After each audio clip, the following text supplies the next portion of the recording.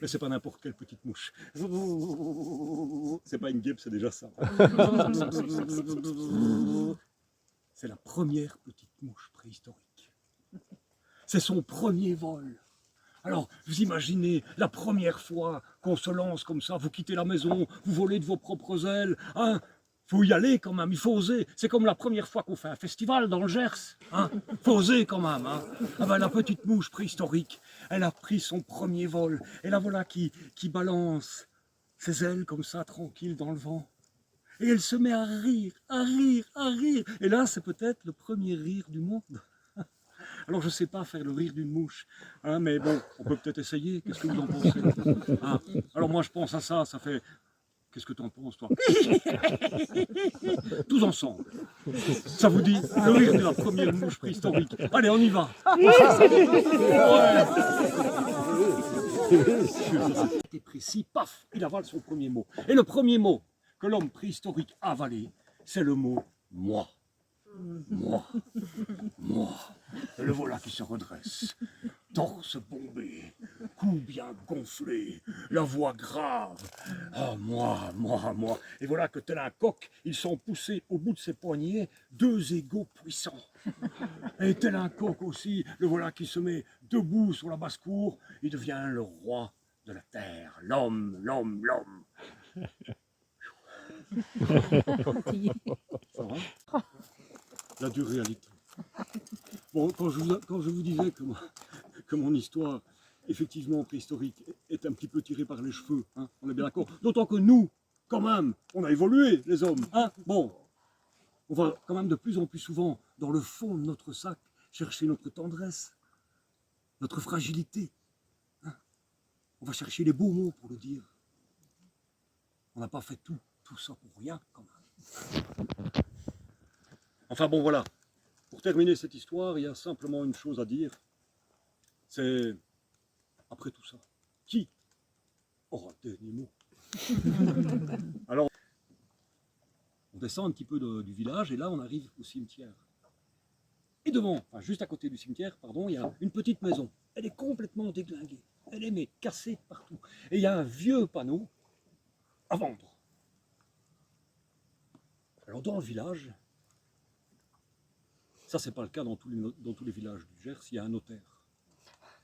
Alors les notaires, ils ont toujours la plus grande maison, avec les plus grandes fenêtres. Est-ce qu'il y a un notaire ici? Bon, poignée en laiton qui brille. C'est vrai ou pas? Si, hein, oui. Et quand vous ouvrez la porte, vous arrivez dans un couloir. Et c'est toujours énorme, les couloirs des notaires. Il y a toujours deux bancs, et vous asseyez, vous dormez en fait en attendant. Hein. Et surtout, dans les couloirs des notaires, il y a un escalier en quart tournant pour les spécialistes. Et un truc important à savoir, c'est que quand vous montez l'escalier d'un notaire, ça grince. Et vous savez pourquoi? Parce que le notaire, il dort. Hein. Faut le réveiller. Hein. Et donc, on va monter au-dessus, on arrive dans le bureau du notaire, et on sait tout de suite, quand on arrive dans un bureau de notaire, ça sent la naphtaline et le tabac de pipe. Vous voyez, ça vous le sentez d'ici.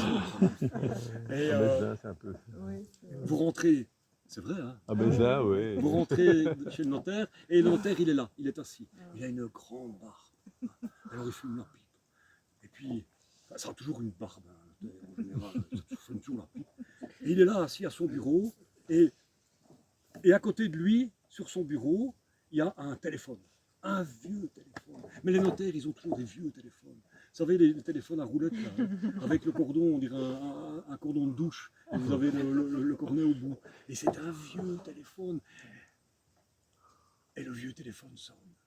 Qui prend sa canne, il se lève, mais c'est toujours vieux, le notaire.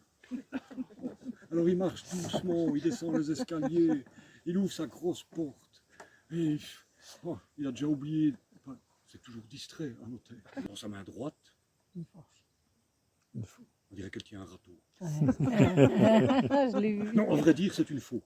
Telle, c'est la grande faucheuse dame. Mais bon, le notaire, pour vendre sa maison, dame, bah, il n'en fait pas état. Hein. Lui, la mort ou quelqu'un d'autre, c'est bon. Hein. Alors, hop, on fait visiter. La porte grince. Et ça grince, elle fait un cri d'enfer comme ça. On est gentil avec elle. Hein. Ah oui, et surtout, on ne tousse pas. Parce qu'on ne sait jamais. Et alors, évidemment, on l'invite à prendre un petit verre d'Armagnac, un petit verre d'eau de vie, par exemple, pour la mort et rien de tel, et qui sont là. C'est pas bien, c'est pas bon. La mort rentre dans la maison, et Jonas est là couché dans son lit. Et il y a 3 chaises devant son lit. La mort s'assied sur la chaise du milieu. Dès qu'il y a un petit... Vous voyez, non, on ne va pas le faire ensemble. Là, il y a une grande dame qui rentre. Alors, elle est vêtue d'une robe verte, avec des longs cheveux blonds qui lui tombent sur les épaules. Mais qu'est-ce que ça peut bien être? Vous êtes en train de vous demander. Et d'autant plus qu'elle a les bras en l'air. Elle rentre, elle s'assied à côté de la mort. Alors la mort la regarde, dit mais vous êtes qui? Et qu'est-ce que vous faites comme ça avec les bras en l'air? Ah ben moi, dit-elle à la mort, je suis la volonté. Et je baisse jamais les bras. Parce qu'il a ses pieds dans l'eau, et avec ses gros orteils, il joue avec les poissons. Non, ou jamais, hein. Et tous et toutes, ils se sont levés. Il y en a qui ont été chercher leur instrument, leur trombone, leur tambour. D'ailleurs, on raconte que c'est dans ce premier village du Zert qu'il y a eu le premier bandas. On a mis les tables. On a été chercher les canards. Et on a fait du magret avec. On raconte que c'est dans ce premier village du Gers qu'on a fait les premiers magrets.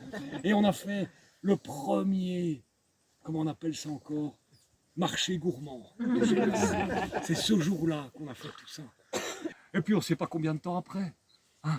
Et puis il y a ce jeune homme là qui est arrivé dans le village et qui s'est mis à crier « Eh oh !» Vous m'entendez bien quand je crie « Eh oh ! Mais attendez, regardez, le soleil, il s'est levé. » Et c'est là qu'on a entendu un rire. Là-haut sur la colline. Le rire de l'homme qui sait les choses. Alors pour une fois, il n'a pas dit la vérité. Mais bon, c'était pour une bonne cause parce que depuis, il y a d'autres villages dans le Gers.